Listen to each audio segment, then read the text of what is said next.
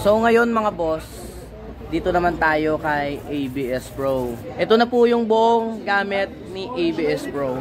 DV audio, tapos NRMS. Tapos, ito lang po yung processors na dala ni ABS. Basic setup lang po mga boss. Baliktadin natin yung ating camera.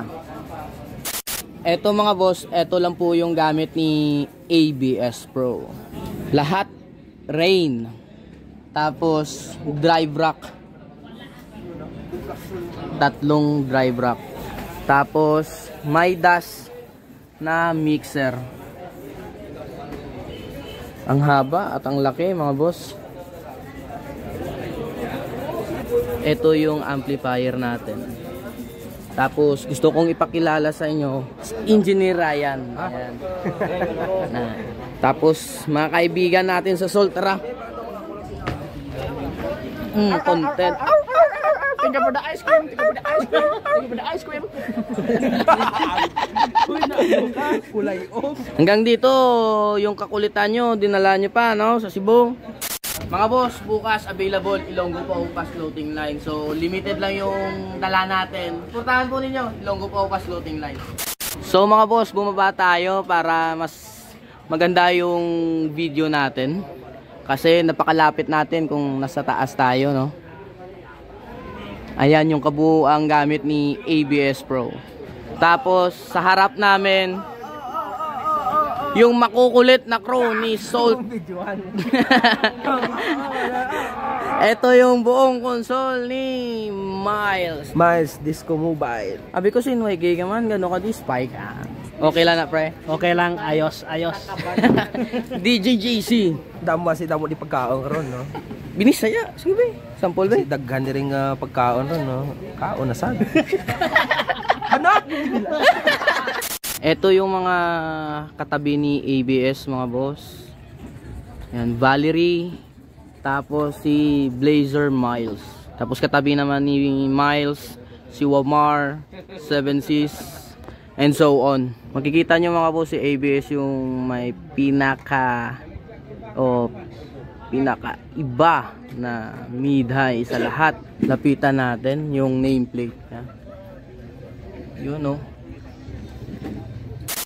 Yung mid-high is combination ng Absolute tsaka MT-15. Kung nakasubaybay kayo sa ating mga videos, yung pangalan ng kanyang mid-high is Absolute tsaka MT-15.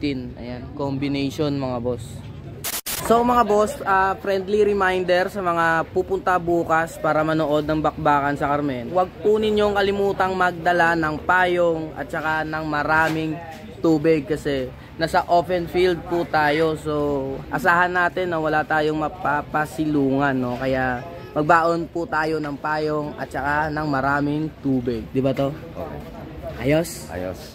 So eto yung nakakabilib dito sa may bakbakan sa Carmen dahil hindi basta-basta yung gasto at budget sa apat na sounds. Tapos samahan pa ng ibang mga sound system dito sa Cebu. Grabe yung gasto mga boss. Tapos 5 tig 100 kVA. So hindi ko sigurado kasi merong 160, 150, iba-iba. Pero above 100 kVA yung 5 nirentahan o inupahan para lang dito sa event. So sa 5 transformer mga boss, aabutin na ng 150k pesos.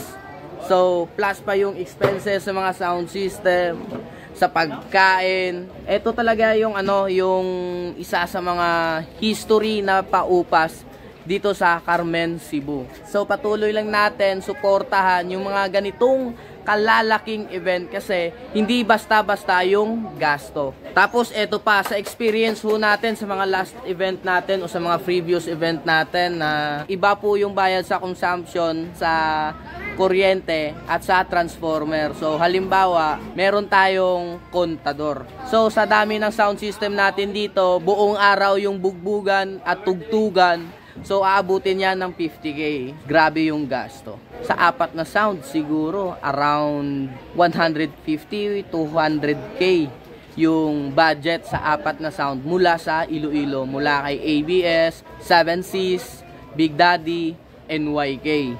Tapos Big shout out kay CMC Electronics powered by walang iba,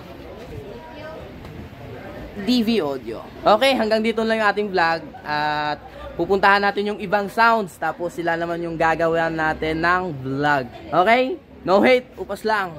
Peace.